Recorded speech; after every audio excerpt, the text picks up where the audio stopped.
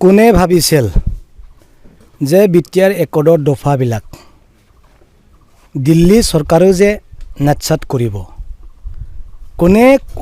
কল্পনা কৰিছিল যে দিল্লী চৰকাৰে যে বিটিআৰ একৰ্ডৰ দফাবিলাক কৰিব নোৱাৰে আমি সমৰ্থন কৰিব নোৱাৰোঁ আমি এইবোৰ কামক সমৰ্থন দিব নোৱাৰে বুলি লিখিত আকাৰে মাইনুটছ ওলাই দিব বুলি কোনোদিন ভাবা নাছিল কোনে ভাবিছিল যে NIT national institute of technology ওদালগুৰিত আমি দিব নোৱাৰোঁ NIT আমি আপোনালোকৰ BTADত বা বিটিআৰ একৰ্ডত থকা দফাক আমি কৰিব নোৱাৰে এইবোৰ কথা কোনে আশা কৰিছিল কোনোদিন এই বিটিআৰৰ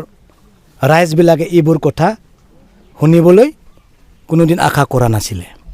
কিন্তু দিল্লী চৰকাৰেও যে এইবোৰ কাম কৰিব নোৱাৰি বুলি জানুৱাৰী 3 তাৰিখ মাইনুটছ সহকাৰে লিখিত আকাৰে BTR গভৰ্ণমেণ্টক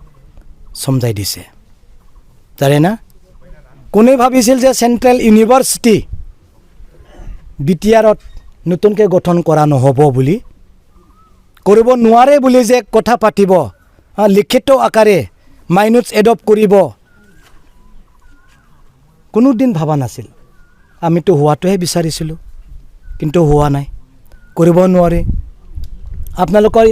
central university tribal university তেজপুৰতে আছে ওচৰতে কোনো আপোনালোকৰ এই ওদালগুৰিত তেনেকুৱা ট্ৰাইবেল ইউনিভাৰ্চিটি আমি বনাব নোৱাৰোঁ আপোনালোকে যদি সমৰ্থন কৰে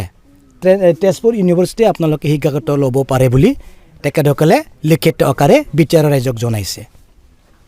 তো কোনোদিন আশা কৰা নাছিল কোনে ভাবিছিল যে NDBবিলাকৰ 4 লাখকৈ যিটো দিছে লোন এইটো লোন বুলি কোনোদিন ভাবা নাছিল কিন্তু দিল্লী চৰকাৰে কৈছে আমিতো লোনহে দিছে লোন মানে কি ঘূৰাই দিব লাগিব কোনে এইবোৰ কথা বিটিআৰ ৰাইজে শুনিবলৈ পাব কোনে আশা কৰিছিল কোনো আশা কৰা নাছিল বডোফা উপেন্দ্ৰনাথ ব্ৰহ্মৰ নামত কালচাৰেল কমপ্লেক্স বনাবলৈ বিটিআৰ গভৰ্ণমেণ্টে অহৰহ ট্ৰাই কৰি আছিল চেষ্টা কৰি আছিল কিন্তু দিল্লীয়ে কৈছে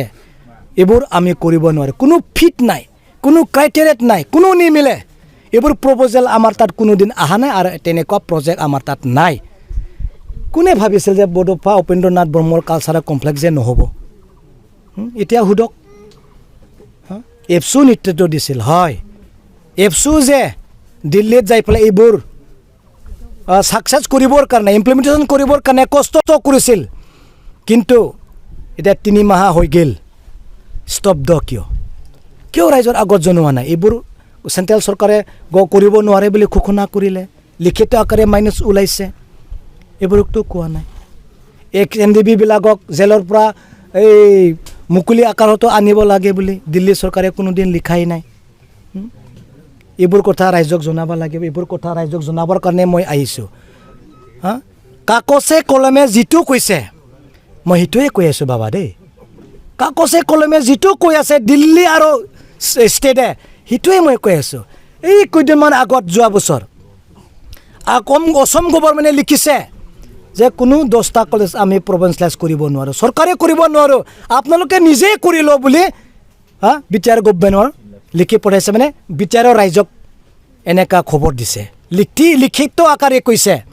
এইবোৰ কথাই মই ৰাইজক অৱগত কৰি আছোঁ আৰু বেছি কথা নকওঁ তাৰ কাৰণে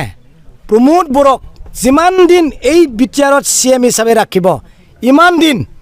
আমাৰ বিটিআৰ ৰাইজে কষ্ট পাব তাৰ কাৰণে আমি কওঁ ৰাইজে সজাগ হ'ব লাগিব যে প্ৰমোদ বড়োক এই পাৱাৰৰ পৰা বিদায় দিয়াতে জৰুৰী হৈ আছে দেই জৰুৰী প্ৰমোদ বড়োক ছাৰক এই চৰকাৰৰ পৰা এই শিৱৰ পৰা মানে বৰখাস্ত কৰাটো জৰুৰী হৈ গৈছে দেই থেংক ইউ